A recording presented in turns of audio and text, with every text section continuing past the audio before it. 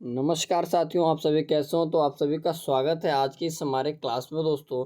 तो दोस्तों आज की इस क्लास में जैसा कि आपको सभी को पता है, हम लोग क्या पढ़ने वाले हैं, मौलिक अधिकार के बारे में दोस्तों। टॉप 56 क्वेश्चंस हमने दोस्तों क्या लाया है, टॉप 56 क्वेश्चंस हमने आपके लिए कलेक्ट करके लाए हैं, जो कि मौलिक अधिकार से जितने सारे भी PYQs बन सकते थे, हर एक एग्ज़ाम के लेवल से हमने आज क्वेश्चंस को कलेक्ट किया है। तो फटाफट से आज की इस क्लास को शुरुआत करते हैं। और इस क्लास में जो भी आपको कंटेंट मिलेगा उसको ध्यान से देखना है, ठीक है। सबसे पहला क्वेश्चन ऑफ द डे कहता है कि भारतीय संविधान में न्यायालय में कौन परिवर्तन है। संविधान जो है, न्यायालय में कौन सा परिवर्तन है? मूल अधिकार है, राज्य की नीति निर्देशकता, तो प्रस्तावना या मूल कर्तव्य। तो इसमें से राइट आंसर जो हो जाएगा दोस्तों आपका मूल अधिकार, option number A is the correct answer. और इस CGL 2002 का क्वेश्चन है दोस्तों, ठीक है, देख सकते हो, ठीक है ना। तो हर एक क्वेश्चन का अपने आप में एक बहुत अच्छा लेवल हमने लेके चला है आज, ठीक है। हाँ, अगला क्वेश्चन है कि मौलिक अधिकारों का निलंबन कौन सा कर सकता है। UPPCS 2012 का क्वेश्चन है भाई। संसद कर सकता है, राष्ट्रपति कर सकता है, सर्वोच्च न्यायालय कर सकता है, प्रधानमंत्री कर सकता है। तो हमने आपको बताया था कि निलंबन की अगर बात आएगा दोस्तों तो हमारा राष्ट्रपति जी हो जाएंगे। ऑप्शन नंबर क्या हो जाएगा? Option number B is the correct answer, ठीक है। चलो, अगला क्वेश्चन कहता है हमारा कि भारतीय संविधान में निम्नलिखित अनुच्छेदों में से कौन विधायन सत्ता पर पूर्ण नियंत्रण लगाता है, ठीक है। अनुच्छेद 16, 17 या 14 या 15। ध्यान से पढ़िएगा क्वेश्चंस को और जवाब देने का प्रयास करिएगा। अनुच्छेद 14 जो है दोस्तों हमारा कहता है संविधान में विधायन सत्ता पर पूर्ण नियंत्रण लगाता है, ठीक है। और अनुच्छेद 14 में ही एक और बात कही गई, आपको समझ में आएगा। विधि के समक्ष समता, विधि के समक्ष, विधि के समक्ष समता और समान संरक्षण, ठीक है। ये भी आपको याद रखना है कि ये भी कहाँ से लिया गया, तो अनुच्छेद 14 से लिया गया, ऑप्शन नंबर सी।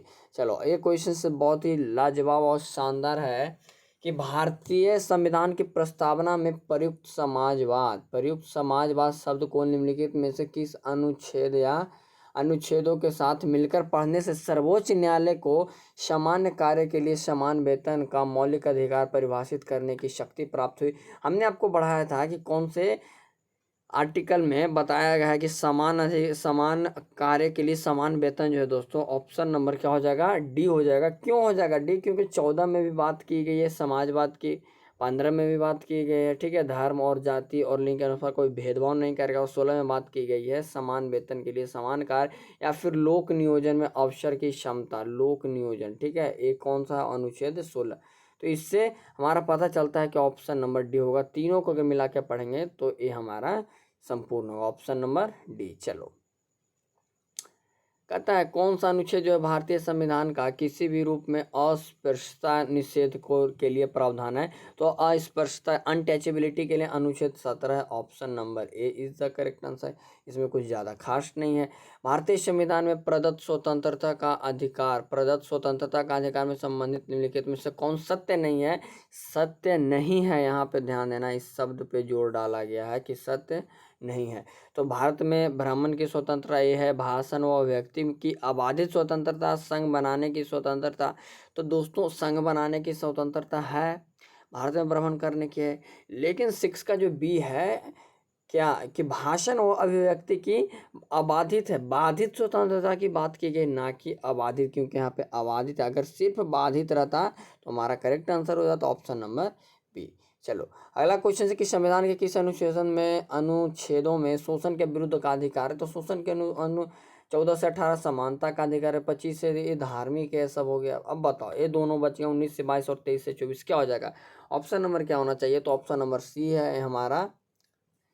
23 से 24 में बात किया गया है किसका? शोषण के विरुद्ध अधिकार, ऑप्शन नंबर सी। चलो, मौलिक अधिकार के अंतर्गत कौन सा अनुच्छेद बच्चों के शोषण के लिए आता है? बच्चों के शोषण के लिए, अच्छा, 17 आता है अस्पृश्यता के लिए, 19 आता है प्रेस की स्वतंत्रता है, संघ बनाने की स्वतंत्रता। अनुच्छेद 23 आप लोग को कमेंट में बताना है किसके लिए आता है। तो हमारा जो बच गया दोस्तों, कौन सा बच गया? तो ऑप्शन नंबर डी बच गया, ऑप्शन नंबर अनुच्छेद 24 बच गया, ठीक है। चलो, अगला क्वेश्चन कि भारत के संविधान के अंतर्गत किस आयु के बालक को किसी खान अथवा संकटमय जगह सेवा में लगाने पर प्रतिषेध किया गया है। तो हमने आपको बताया था 14 वर्ष से कम, और एक यह प्रावधान जो है दोस्तों अनुच्छेद 24 में किया गया है कि कोई भी बालक जो है 14 वर्ष से कम होगा तो उसको किसी भी वैसे कारखानों में नहीं लगाया जाएगा जिससे उसको जान माल की हानि हो सके। Option number A. चलो 10वां नंबर क्वेश्चन है कि निम्नलिखित में से किस स्थिति में बंदी प्रत्यक्षीकरण हाउस क्रॉप्स रीट जारी किया जाता है। तो बंदी प्रत्यक्षीकरण का मतलब होता है कि मान लो अगर कोई पुलिस आपको अवैध तरीके से आपको गिरफ्तार कर लेती है और उसको न्यायालय में जब कोर्ट न्यायालय में जब उसको पेश करने की बात आती है तो वहाँ पे जज जो होता है, हमारा जज जो होता है बंदी प्रत्यक्षीकरण करता है, यानी कि उसको बुलवाता है कि हमारे सामने बंदे को लाया जाए। तो इसका मतलब क्या होता है, अतिरिक्त कर की बात से एक कर की बात तो की गई नहीं, संपत्ति की हानि नहीं, बिल्कुल संपत्ति की इसमें हानि नहीं, उसके भाषण की स्वतंत्रता का उल्लंघन ये भी नहीं है, दोषपूर्ण पुलिस नजरबंदी यानी कि कोई शक के आधार पर उसको गिरफ्तार कर लिया। Option number B is the correct answer. MTS 2019 का क्वेश्चन है कि किसी व्यक्ति का अवैध निरोध के मामले में न्यायालय द्वारा जारी कृत परमादेश निम्नलिखित में से कौन सा होता है। अभी हमने आपको बताया कौन सा होता है दोस्तों, कि अगर कोई अवैध तरीके से बोल रहा है तो हमारा न्यायालय क्या जारी करता है, हैवस क्रॉप्स जारी करता है। Option number C is the correct answer. ठीक है मेरे भाई। चलो अगला क्वेश्चन है कि बंदी प्रत्यक्षीकरण के अतिरिक्त निम्नलिखित में से किस याचिका को उच्च न्यायालय जारी कर सकता है। तो देखो उत्प्रेषण क्राइटेरियाई भी करता है, मैंडमैनस भी करता है, क्यों वारंट यानी कि उत्प्रेषण, परमादेश, अधिकार परीक्षा और बंदी प्रत्यक्षीकरण, ये सारे जो है न्यायालय करता याचिका जारी करता है, यानी कि ऑप्शन नंबर डी उपयुक्त सभी हो जाएगा। ठीक है चलो मेरे भाई। हाँ, कि निम्नलिखित में से किस याचिका का शाब्दिक अर्थ होता है हम आदेश देते हैं। देखो हम आदेश देते हैं का इसका अर्थ होता है परमादेश, यानी कि जब न्यायालय उस पर आदेश देगा कि इसको जो है मतलब कि रिहा कर दिया जाए तो उसी को हम करते हैं परमादेश कहते हैं, परमादेश कहते हैं। ऑप्शन नंबर कौन सा है जरा ढूंढिए तो, कि ऑप्शन नंबर हमारा ए में ही दिख रहा है मेरे भाई, ऑप्शन नंबर ए हो जाएगा। चलो हाँ, एक क्वेश्चन है कि निम्नोक्त समादेशों में से कौन सा समादेश किसी अवैध व्यक्ति से सरकारी पद को बचाने के लिए जारी किया जाता है। तो देखो सरकारी पद से बचाने के लिए मान लो कि आप किसी अवैध तरीके से सरकारी पद पर हैं तो कोई भी हर एक व्यक्ति का अधिकार होता है उसको पूछने का। तो आप मान लो कि जैसे कि हम किसी से पूछने पर वो बता नहीं रहा तो हमारा उस पद में सरकारी पद को बचाने के लिए जो है, यानी कि हमको पूछने के लिए न्यायालय द्वारा एक उत्प्रेषण नहीं अधिकार परीक्षा वारंट जारी किया जाता है, जिसके तहत आप किसी भी अधिकारी से पूछ सकते हो कि आप कौन से पोस्ट पे हो, आपकी क्या एलिजिबल, आपने यहाँ पे कैसे आए, तो ये आपका पूछने का अधिकार होता है। ठीक है चलो ऑप्शन नंबर जो हो जाएगा बी। चलो मेरे भाई, मौलिक अधिकारों में संशोधन करने में कौन सक्षम होता है, लोकसभा, सर्वोच्च न्यायालय, संसद या राष्ट्रपति। देखो अब मौलिक अधिकार में अनुच्छेद 32 के संवैधानिक उपचार के आधार का है कि संसद इसमें संशोधन कर सकती है। ठीक है, ये सब बातें याद रखना। अच्छा, अनुच्छेद 32 को ही कहते हैं मान लो सॉल ऑफ द प्रियम, क्या कहता है, कॉन्स्टिट्यूशन। ठीक है, किसी कैदी को न्यायालय के समक्ष प्रस्तुत करवाने के लिए किस रीट की आवश्यकता होती है। अभी आपको बताया कोई कैदी है उसको मान लो कि गलत तरीके से बंद कर ले तो उसको प्रस्तुत करवाने के लिए हम लोग बंदी प्रत्यक्षीकरण करते। देखो दोस्तों सबसे ज़्यादा क्वेश्चन जो आता है ना, ये 5 रीट जो है बताए हैं उसमें सबसे ज़्यादा बंदी प्रत्यक्षीकरण से क्वेश्चन आपको हमेशा हमेशा देखने को मिलते रहेंगे। ठीक है, तो इसलिए कभी घबराना नहीं है। अगला क्वेश्चन है निम्नलिखित में से किस याचिका के अधीन किसी कर्मचारी को ऐसी कार्रवाई से रोका जा सकता है जिसके लिए सरकारी तौर पर वह हकदार नहीं। क्या हम बताए थे ना अभी कि कोई भी अधिकार उसको रोका सकता था, यानी कि उसको अधिकार पीछे या आप पूछ सकते हैं या फिर सरकार उससे पूछ सकती है कि आप किस अधिकार से इस पद पे हैं, तो इसके लिए अधिकार परीक्षा होता है। Option number A is the correct answer. ठीक है मेरे भाई। चलो मौलिक अधिकार भाग किस संविधान के किस भाग में है, तो भाग 3 में है। ठीक है, भाग 3 ऑप्शन नंबर ए। अनुच्छेद बताओ तो अनुच्छेद 12 से 35 तक है। ठीक है, 19 नंबर क्वेश्चन है हमारा कि मूल अधिकारों को सर्वप्रथम किस देश में संवैधानिक मान्यता प्रदान की गई थी। तो अच्छा, मूल अधिकार लिया कहाँ गया से अगर ये क्वेश्चन आएगा तो आपको बताना है USA यानी कि संयुक्त राष्ट्र अमेरिका, तो सबसे पहले भी यहीं बना है। Option number C is the correct answer. हाँ, देखो क्वेश्चंस एक ही है। बीपीएससी 2018 कहा है कि डॉक्टर भीमराव अम्बेडकर ने भारतीय संविधान के किस भाग को सर्वाधिक आलोकित भाग कहा गया? तो अनुच्छेद 32 को तो कहा गया ही है। भाग पूछा है तो हमारा भाग थर्ड हो जाएगा। स्वतंत्रता का अधिकार संविधान के किन अनुच्छेदों में वर्णित है? 1922, 121 का राइट आंसर ए हो जाएगा। ये तो आपको सभी को पता होना चाहिए, ठीक है ना। एक एक अनुच्छेद से हर एक दो क्वेश्चन हमेशा आते हैं भाई, तो इसको याद रखना है, ठीक है। अनुच्छेद 19 में वर्णित स्वतंत्रताएं निम्नलिखित में से किसको प्राप्त है? भारत में पैदा हुए सभी व्यक्तियों को, केवल भारतीय नागरिकों को, या भारत के निवासियों के उपयुक्त सभी को? नहीं दोस्तों, केवल भारतीय नागरिकों को है या फिर भारत के निवासियों को? क्या होना चाहिए बताओ, ये कन्फ्यूजिंग है। तो केवल भारतीय नागरिक को दोस्तों, जरूरी नहीं कि वो भारत में ही पैदा हुआ हो, ठीक है। Option number B. एसएससी 2017 है, पूछा क्या? भारतीय संविधान का अनुच्छेद 21 जो है निम्नलिखित में से किसके विरुद्ध संरक्षण प्रदान करता है? तो अनुच्छेद 21 जो है कार्यपालिका तथा न्यायपालिका दोनों के विरुद्ध होता है या फिर केवल एक के विरुद्ध होता है? बताओ तो राइट आंसर। तो अनुच्छेद 21 में बात क्या है? अच्छा, मैरिज की बात में है ना, मैरिज की बात कर रहे गया, अपने पसंद से विवाह करने का अनुच्छेद 21 में ही वर्णित किया गया। तो ऑप्शन नंबर सी हो जाएगा, ऑप्शन नंबर सी। भारत के संविधान का निम्नलिखित में से कौन सा अनुच्छेद प्रेस की स्वतंत्रता से संबंधित है? तो प्रेस की स्वतंत्रता से ऑप्शन नंबर हो जाएगा मेरे भाई अनुच्छेद 19, ऑप्शन नंबर डी। चलो, कहता है क्वेश्चंस की निम्नलिखित में से नागरिकों का स्वतंत्रता संबंधी सही अधिकार कौन है? तो भाषण तथा विचार करने की स्वतंत्रता, विदेश में घूमने की स्वतंत्रता, हथियार सहित सभा करने की स्वतंत्रता, या सरकार के विरुद्ध षड्यंत्र करने के? ये कौन सा जो संबंधित सही अधिकार बोला है? तो गलत है भाई, ये भी गलत है। अब ए और बी में बचा, ए भाषण तथा विचार, ये भी सही है। और विदेश में घूमने की स्वतंत्रता आपको नहीं, हर जगह पे आप नहीं घूम सकते और इसमें कोई आपको अधिकार नहीं दिया गया, ठीक है ना। विदेश की बात ही नहीं किया गया। अनुच्छेद 19 में इसका बात किया गया कि आप भाषण तथा विचार व्यक्त करने की स्वतंत्रता है आपका, ठीक है। धार्मिक स्वतंत्रता का अधिकार किस अनुच्छेद के द्वारा आता है? तो अनुच्छेद 25 हो जाता है, ऑप्शन नंबर बी हो जाएगा हमारा, ठीक है। याद रखिएगा। भारतीय संविधान के किस अनुच्छेद में संवैधानिक उपचारों का अधिकार? तो 30, 31, 32, 35 क्या हो जाएगा? ऑप्शन नंबर सी हो जाएगा। हमने बताया था भीमराव अम्बेडकर ने क्या गया था, संवैधानिक उपचारों का अधिकार, इसको क्या कहा? The soul of the constitution कहा था, ठीक है मेरे भाई।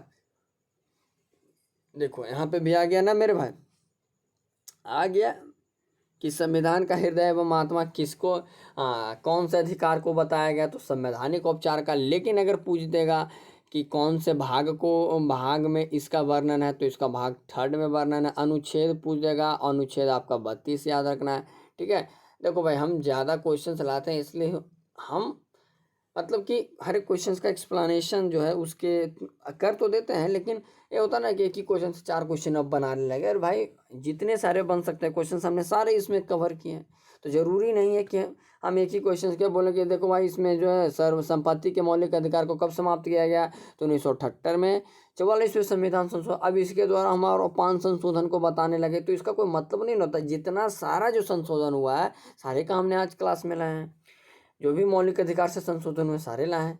तो इसका जो है दोस्तों, आइए क्लास में आते हैं कि संपत्ति के मौलिक अधिकार को कब समाप्त किया गया था। तो 44th कॉन्स्टिट्यूशनल एक्ट जो है अमेंडमेंट 1978 में इसको खात्मा किया गया था। और इसको अभी अच्छा, अब इसको पूछेगा कि वर्तमान में इसकी स्थिति कहाँ है? तो 300 अनुच्छेद 300 के क में अभी इसको रखा गया, जो कि अभी विधिक अधिकार बन गया, ऑप्शन नंबर ए।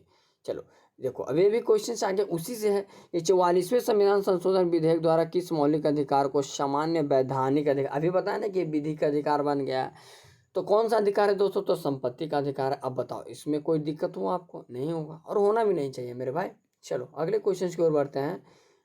कौन सा मौलिक अधिकार नहीं है? तो देश भर में आज़ादी के आने जाने के तो है संवैधानिक प्रतिकार का अधिकार, संपत्ति का। हाँ देखो, क्वेश्चंस कितना मतलब कि कभी कभी इसे सीएचएसएल में भी इजी लेवल का क्वेश्चन पूछता है, संपत्ति का अधिकार बताओ कोई मौलिक अधिकार है? नहीं ना, जबकि हम जानते हैं कि इसे 44th कॉन्स्टिट्यूशनल अमेंडमेंट के द्वारा 1978 में इसको विधिक अधिकार बताया गया, जो कि अभी वर्तमान में 300 का क में स्थित है, ठीक है मेरे भाई। चलो अगले क्वेश्चन पे चलते हैं।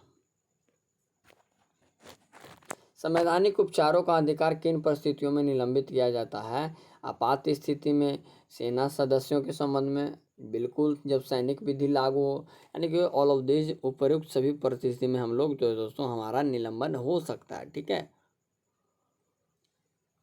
संविधान के अंतर्गत जो है बंदी प्रत्यक्षीकरण समादेश जारी करने का अधिकार किसमें होता है? तो ये क्वेश्चन जो है आपका जो है दोस्तों यूपीपीसीएस के एग्जाम में आया है। कौन जो है बंदी प्रत्यक्षीकरण जारी कर सकता है? तो ऑप्शन नंबर हमारा क्या हो जाएगा? Option D. केवल ये पावर जो है दोस्तों सुप्रीम कोर्ट को ही दी गई है कि आप बंदी प्रत्यक्षीकरण जैसे रिट को जारी कर सकते हैं। तो ऑप्शन नंबर, अरे मेरे भाइयों, अयो क्या हो गया बे? अरे भाई मैं तो ध्यान ही नहीं दिया। ये उच्च न्यायालय तथा उच्चतम, हम सोचे कि उच्च और उच्चतम एक ही होता है। कोई बात नहीं मेरे दोस्त, सॉरी सॉरी सॉरी सॉरी मेरे भाई। क्या हो जाएगा हमारा? ए तथा बी दोनों हो जाएगा मेरे भाई। ठीक है। हाँ, निम्नलिखित में से कौन सा मूल अधिकार नहीं है? तो संपत्ति का अधिकार मूल अधिकार नहीं। अब इसमें क्या एक्सप्लेनेशन करने लगेंगे भाई? देखो ये था होता, हम बता दिए भाई, अब इसको आराम से कर लेते हैं।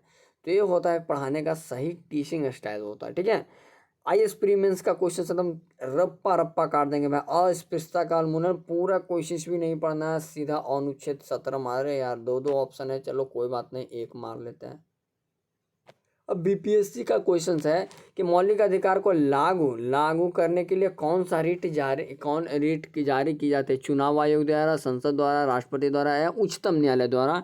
कौन लागू कर सकता है दोस्तों? तो हमारा उच्चतम न्यायालय द्वारा जो हो जाएगा, और करेक्ट आंसर हो जाएगा option number D is correct answer. ठीक है। चलो क्वेश्चन है कि मूल अधिकारों को परिवर्तित करने की शक्ति जो है संसद को है। ठीक है। Option number C. ये सब देखो, ये सब ध्यान, अरे यार संसद को परिवर्तित करने की बात कही है मेरे भाई। सॉरी सॉरी, हमने सोचा कि इसमें जो बदलाव है या फिर परिवर्तित यानी कि परिवर्तनीय है, यानी कि तो उच्चतम और उच्च न्यायालय दोनों में मेरे भाई। सॉरी इसके लिए भी। ठीक है, कोई बात नहीं, होता है थोड़ा बहुत, फास्ट चलते हैं ना तो कभी कभी गलती से मरा जाता है ऑप्शन नहीं पढ़ने के क्रम में। ठीक है। भारतीय संविधान में प्रदत्त मूलभूत अधिकार को निलंबित करने वाली सत्ता है। तो निलंबित करने वाली सत्ता जो है मूलभूत अधिकार को निलंबित करने का अधिकार तो केवल राष्ट्रपति के पास है। Option number B. चलो समानता का अधिकार संविधान के किन 5 अनुच्छेदों में दिया गया है? तो 14 से 18 में आपका समानता का अधिकार, राइट टू इक्वलिटी की बात करता है। ठीक है। चलो, निम्नलिखित में से कौन से मामले में उच्च न्यायालय तथा उच्चतम न्यायालय की अधिकारिता में आता है? तो केंद्र और राज्य के विवाद या मूल परिवर्तन का, मूल अधिकार का परिवर्तन क्या हो जाएगा भाई? यही दो ऑप्शन होगा तो हमारा हो जाएगा ऑप्शन नंबर डी, क्योंकि मूल अधिकार का परिवर्तन में जो है उच्च न्यायालय तथा उच्चतम न्यायालय की अधिकारिता आती है। Option number D. भारतीय संविधान के अंतर्गत मूल अधिकारों का संरक्षक जो होता है न्यायपालिका होता है, मंत्रिमंडल, संसद या राष्ट्रपति? तो न्यायपालिका होता है। बताओ क्या होगा? न्यायपालिका इज द करेक्ट आंसर। सही है। मौलिक अधिकारों का निलंबन का आदेश कौन देता है? देखो फिर क्वेश्चन वही आ गया कि निलंबन कौन कर सकता है? तो राष्ट्रपति कर। देखो अब बताओ, एक ही क्वेश्चन कम से कम 3-4 बार आ गया कि नहीं, कि निलंबन कौन कर सकता है? मूल अधिकारों पर आवश्यक प्रतिबंध लगाने का अधिकार। देखो फिर वही क्वेश्चन है ना। प्रतिबंध लगाने का क्या मतलब हुआ रहा है यहाँ पे? आप बात कर रहे हैं कि इसके ऊपर रोका कौन सा जाता है? तो हमारा संसद रोका जा सकता है। ऑप्शन नंबर सी हो जाएगा। पार्लियामेंट के पास से अधिकार दिया गया है। ठीक है, प्रतिबंध लगाने का। सब भारतीय संविधान के अनुच्छेद 25 का संबंध है अल्पसंख्यकों की स्वतंत्रता से। समानता बिल्कुल नहीं, संपत्ति का अधिकार बिल्कुल नहीं, धर्म की स्वतंत्रता से है। तो 44 का राइट आंसर हमारा डी हो जाएगा। ठीक है मेरे भाई, 44 का right answer D is the correct answer. चलो एक क्वेश्चन से देखते हैं। 14 वर्ष से कम आयु के बहुत से गरीब बच्चे पटाखे वाले कारखाने में काम करते हैं। इन कारखानों में बच्चों को काम देने से किस मौलिक अधिकार का उल्लंघन होता है? तो हमारा शोषण के विरुद्ध अधिकार का होता है, जो कि अनुच्छेद 24 में बात किया गया है इनके बारे में। मौलिक अधिकारों में कौन सी बात की स्वतंत्रता नहीं है मेरे भाई? कौन सी स्वतंत्रता की बात नहीं है? तो हड़ताल करने की आज़ादी आपको नहीं दी गई। आप जो हड़ताल पे चले जाते हो उसकी आज़ादी नहीं दी गई। Option number B is the correct answer. ठीक है। अगला क्वेश्चन कि किस बाद ने संसद को मौलिक अधिकारों में संशोधन का अधिकार दिया था? तो इसका जो राइट आंसर हो जाएगा केशवानंद भारती बाद जो है, इसके अनुसार जो है दोस्तों मौलिक अधिकारों में संशोधन का अधिकार दिया गया। तो ऑप्शन नंबर सी। निम्नलिखित में से कौन सा मूल अधिकार विदेशी नागरिकों को प्राप्त नहीं है? तो इसमें से हमने आपको बताया था दोस्तों कि कौन नहीं है, तो प्राणवधाई का या विधि के समक्ष होगा। क्या होगा? 48 का राइट आंसर हमारा डी हो जाएगा। अभिव्यक्ति की स्वतंत्रता, कि आपके हमारे सरकार से अभिव्यक्ति की स्वतंत्रता का अधिकार उसके पास प्राप्त नहीं है। Option number D. भारतीय संविधान के अनुसार संपत्ति का अधिकार क्या है? तो एक प्रकार का विधिक अधिकार बना जाएगा, जो कि वर्तमान में 300 का ए में है। ये क्वेश्चन याद रखना, हमेशा पूछते रहता है, ठीक है। Option number A. संपत्ति के अधिकार को मूल अधिकार की श्रेणी से हटाकर कौन सा अनुच्छेद, देखो अभी बता रहे थे, ये क्वेश्चन भी आ गया। तो 300 के कम में रखा गया है। Option number B is the correct answer. भारत के संविधान के अनुसार जो संवैधानिक अधिकार है किंतु मूलभूत अधिकार नहीं है, वो कौन सा दोस्तों? तो संपत्ति का अधिकार हमारा वैधानिक अधिकार है, जबकि मूल अधिकार हमारा नहीं है। संवैधानिक अधिकार है लेकिन मूलभूत अधिकार हमारा नहीं है। Option number C is the correct answer of this question. मत देने का अधिकार क्या? तो एक प्रकार का नागरिक अधिकार, राजनीतिक अधिकार नहीं है, कानूनी अधिकार नहीं, ना आर्थिक अधिकार है। Option number D is the correct answer. 1955 में पारित अस्पृश्यता अपराध अधिनियम को वर्तमान में किस नाम से जाना जाता है? तो सिविल अधिकार संरक्षण अधिनियम से। ऑप्शन नंबर क्या हो जाएगा? ए इज द करेक्ट आंसर। ए नहीं कि भेदभाव वाला मार देना, ठीक है। तो सिविल अधिकार अधिनियम नहीं, सिविल अधिकार संरक्षण अधिनियम। Option number A.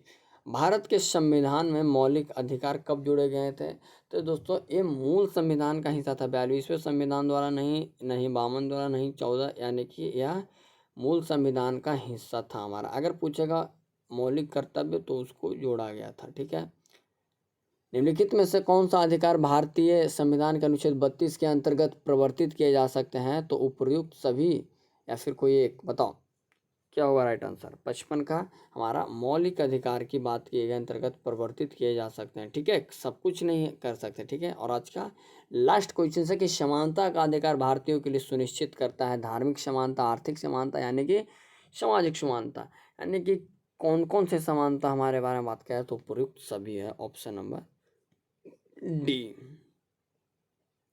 चलो तो भाई इसके साथ जो है हमारा दोस्तों क्या मौलिक अधिकार का जो चैप्टर है, मौलिक अधिकार का जो चैप्टर है ये हमारा होता है समाप्त। और दोस्तों याद रखना, इससे हमने टोटल कितने क्वेश्चंस किए हैं जरा आप लोग देखो तो स्क्रीन पे 56 क्वेश्चंस किए हैं दोस्तों। तो ठीक है, तो मिलते हैं अगले क्लास में दोस्तों। जब तक के लिए thank you, love you to all, जय हिंद, bye bye, take care friends, ठीक है।